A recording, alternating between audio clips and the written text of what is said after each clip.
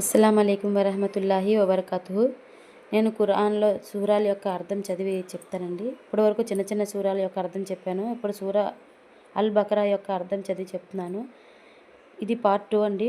Part 1 చూడాలనుకుంటే నా ఛానల్లోకి వెళ్ళి మీరు ఒకసారి వెతకచ్చు. ఖురాన్లో ఇది చాలా పెద్ద సూరా కాబట్టి చాలా టైం అయితే పడుతుంది. కాబట్టి అందరూ చదివి అర్థం చేసుకుంటారని అనుకుంటున్నాను. ఇప్పుడైతే సూరా మొదలు పెడుతున్నాను. పార్ట్ 1లోని 33 ఆయతుల వరకు చదివి వినిపించానండి. ఇప్పుడు 34 ఆయతు నుంచి చదివి వినిపిస్తున్నాను. ఔజు బిల్లాహి మినష్ షైతానిర్ రజీం బిస్మిల్లాహిర్ రహ్మానిర్ రహీం. అనంత కరుణామయుడు అపార కృపాశీలుడైన అల్లాహ్ పేరుతో ప్రారంభిస్తున్నాను. మేము దూతలకు మీరు అందరూ ఆదాంకు తల వంచండి అని ఆదేశించినప్పుడు వారందరూ తల వంచారు.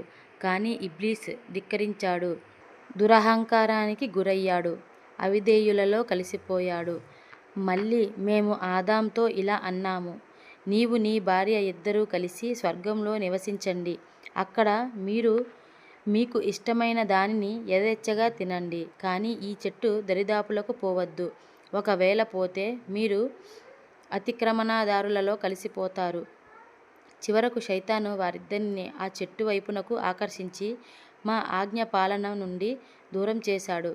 వారిని తమ పూర్వస్థితి నుండి తొలగించి వదిలివేశాడు. అప్పుడు మేము ఇలా ఆజ్ఞాపించాము, ఇక మీరంతా ఇక్కడ నుండి దిగిపోండి. మీరు ఒకరికొకరు శత్రువులు. ఒక పరిమిత కాలం వరకు మీరు భూలోకంలో ఉండి అక్కడే జీవితం గడపవలసి ఉంటుంది. అప్పుడు ఆదాం తన ప్రభువు నుండి కొన్ని మాటలు నేర్చుకుని పశ్చాత్తాపపడుతూ క్షమాభిక్ష అర్థించాడు. అతని ప్రభువు అతని వేడుకోలును మన్నించాడు, ఎందుకంటే ఆయన అమితంగా క్షమించేవాడు, కనికరించేవాడును. మేము ఇలా తెలిపాము, మీరంతా ఇక్కడి నుండి దిగిపోండి. ఇకపై నా తరపు నుండి ఏదైనా ఉపదేశం మీ వద్దకు వచ్చినప్పుడు నా ఈ ఉపదేశాన్ని అనుసరించే వారికి ఏ విధమైన భయం కానీ విచారం కానీ కలిగే అవకాశం ఉండదు. దానిని స్వీకరించటానికి నిరాకరించేవారు, మా ఆయతులు అసత్యాలని తునీకరించేవారు నరకంలోకి పోతారు. అక్కడ వారు శాశ్వతంగా ఉంటారు. ఇశ్రాయేలు వంశీయులారా, నేను మీకు ప్రసాదించిన కానుకను గురించి ఆలోచించండి. మీరు నాతో చేసిన వాగ్దానం నెరవేర్చండి. నేను మీతో చేసిన వాగ్దానం నెరవేరుస్తాను. నాకు మాత్రమే మీరు భయపడండి. నేను ఎప్పుడూ పంపిన గ్రంథాన్ని విశ్వసించండి. ఇదివరకే మీ వద్ద ఉన్న దివ్య గ్రంథాన్ని అది ధృవీకరిస్తుంది. కనుక మీరే అందరికంటే ముందు దానిని తిరస్కరించేవారు అవ్వకండి. అల్ప ధరకు నా ఆయతులు అమ్మకండి. నా ఆగ్రహానికి భయపడండి. సత్యాన్ని అసత్యంతో కలిపి దానిని కలగాపులగం చెయ్యకండి. బుద్ధిపూర్వకంగా సత్యాన్ని కప్పిపుచ్చే ప్రయత్నం చెయ్యకండి. నమాజును స్థాపించండి, జకాత్ ఇవ్వండి. నా సన్నిధ్యంలో వినమ్రులై తలవంచే వారితో పాటు మీరు వినమ్రులై తలవంచండి. సన్మార్గాన్ని అవలంబించండి అని మీరు ఇతరులకైతే ఉపదేశిస్తారు, కానీ మిమ్మల్ని మీరు మరచిపోతారేమిటి? వాస్తవానికి మీరు ధర్మగ్రంథం పారాయణం చేస్తారు, అయినా మీరు బుద్ధిని బొత్తిగా ఉపయోగించరేమిటి? సహనం ద్వారా, నమాజు ద్వారా సహాయం పొందండి. నిస్సందేహంగా నమాజు కష్టతరమైన కార్యం, కానీ అల్లాహ్కు విధేయులైన దాసులకు అది ఎంతమాత్రం కష్టం కాదు. వారు తాము ఎట్టకేలకు తమ ప్రభువును కలుసుకోవలసి ఉందని, ఆయన వైపుకే మరలిపోవలసి ఉందని నమ్ముతారు. ఇశ్రాయేలు వంశీయులారా, నేను మీకు చేసిన మహోపకారాన్ని, మిమ్మల్ని ప్రపంచంలోని జాతులలోకెల్లా ఘనతగల ఒక జాతిగా ఆదరించిన విషయాన్ని గుర్తుకు తెచ్చుకోండి. ఎవరూ ఎవరికీ ఏమాత్రం తోడ్పడలేని, ఎవరి సిఫారసు అంగీకరించబడని, పరిహారం తీసుకుని ఎవరినీ విడుదల చెయ్యలేని, అపరాధులకు సహాయం ఎక్కడ నుండి లభించని ఆ దినానికి మీరు భయపడండి. ఫిరౌను ప్రజల బానిసత్వం నుండి మేము మీకు విముక్తి కలిగించిన సందర్భాన్ని జ్ఞాపకం తెచ్చుకోండి. వారు మిమ్మల్ని ఘోర హింసకు గురిచేసేవారు. మీ కుమారులను వధించి మీ కుమార్తెలను సజీవంగా విడిచిపెట్టేవారు. ఇందులో మీ ప్రభువు తరపు నుండి మీకు కఠిన పరీక్ష ఉండినది. సముద్రాన్ని చీల్చి మేము మీకు మార్గం ఏర్పాటు చేసిన సంఘటనను గుర్తుకు తెచ్చుకోండి. ఆ తరువాత దాని నుండి మిమ్మల్ని సురక్షితంగా ఆవలి ఒడ్డుకు చేరవేశాము.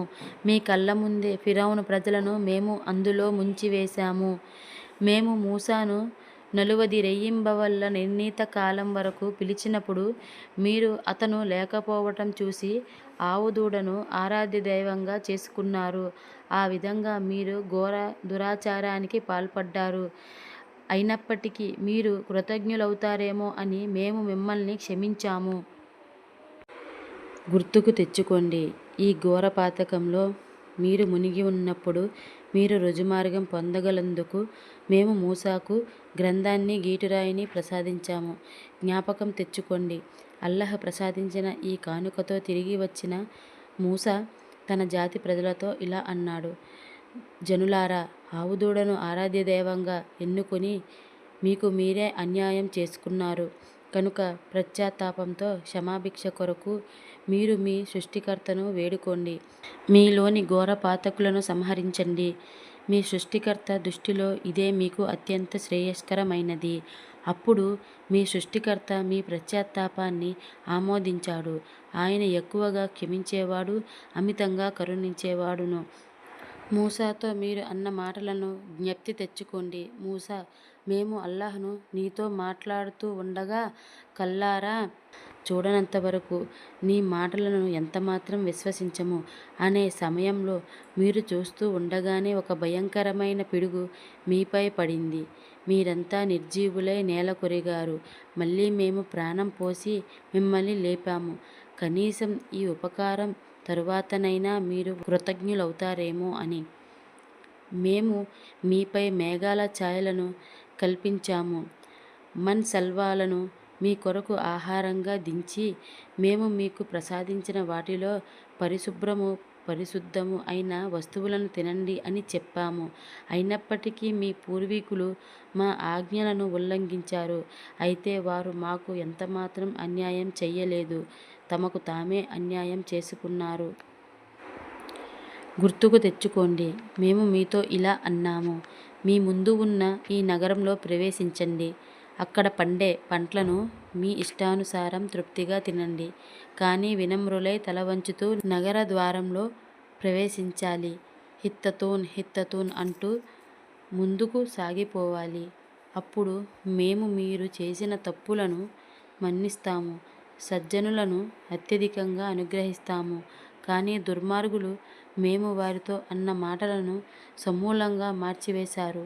కనుక దుర్మార్గం చేసిన వారిపై మేము ఆకాశం నుండి ఆపదలను దింపాము. ఇది వారు చూపుతూ వచ్చిన అవిధేయతకు శిక్ష. జ్ఞాపకం తెచ్చుకోండి, మూసా తన ప్రజల కొరకు నీటి కోసం ప్రార్థించినప్పుడు మేము నీవు ఆ కొండరాతిని నీ చేతి కర్రతో కొట్టు అని ఆదేశించాము. తదా అనుగుణంగా కొండరాయి నుండి 12 ఊటలు పెల్లుబికాయి. ప్రతి తెగవారు తమ నీరు త్రాగే స్థలాన్ని కనుగొన్నారు.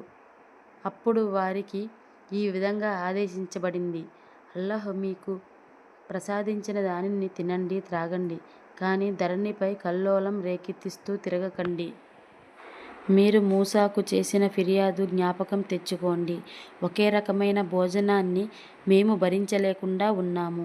భూమిలో ఉత్పత్తి అయ్యే ఆకుకూరలు, కూరగాయలు, గోధుమలు, వెల్లుల్లి, ఉల్లిపాయలు, పప్పుదినుసులు మొదలైనవి మా కొరకు పండించు అని నీవు నీ ప్రభువును ప్రార్థించు.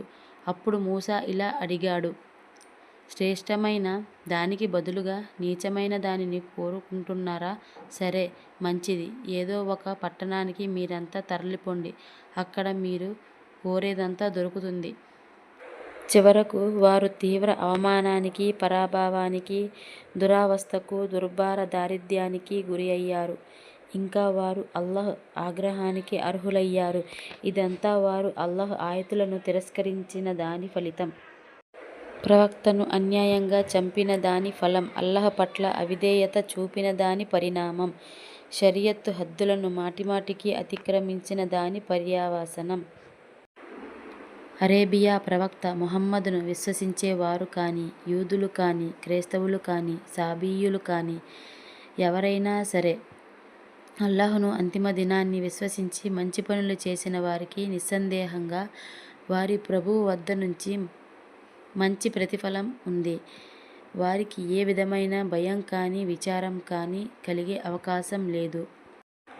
మేము తూర్ పర్వతాన్ని ఎత్తి మీపై నిలిపి మీ చేత చేయించిన ప్రమాణాన్ని గుర్తుకు తెచ్చుకోండి. అప్పుడు మేము మీకు ప్రసాదిస్తున్న గ్రంథాన్ని దృఢంగా పట్టుకోండి. అందులో ఉన్న ఆజ్ఞలను, ఉపదేశాలను జ్ఞాపకం ఉంచుకోండి. దీని ద్వారానే మీరు భయభక్తుల బాటలో నడవగలరు అని బోధించాము. కానీ తరువాత మీరు ఆ ఒడంబడికను త్రోసిరాజన్నారు. అయినప్పటికీ అల్లాహ్ మిమ్మల్ని తన అనుగ్రహానికి, కారుణ్యానికి దూరం చెయ్యలేదు. లేకపోతే మీరు ఎప్పుడో వినాశనానికి గురి అయ్యి ఉండేవారు. నేను ఇప్పుడు సూరా బక్రాలో 64 ఆయతుల వరకు అయితే చదివానండి. నేను చదివే విధానంలో తప్పులు ఏవైనా ఉన్నా, అక్షరం తప్పులు ఉన్నా క్షమించండి. మీకు చదవడం అవ్వకపోతే కనీసం వినే ప్రయత్నమైనా చేయండి. అల్లా మీకు నాకు చూసి వినడం కంటే ఆచరించే భాగ్యాన్ని ఇవ్వాలని కోరుకుంటున్నాను. అస్సలాము అలైకుం వరహమతుల్లాహి వబరకాతుహు.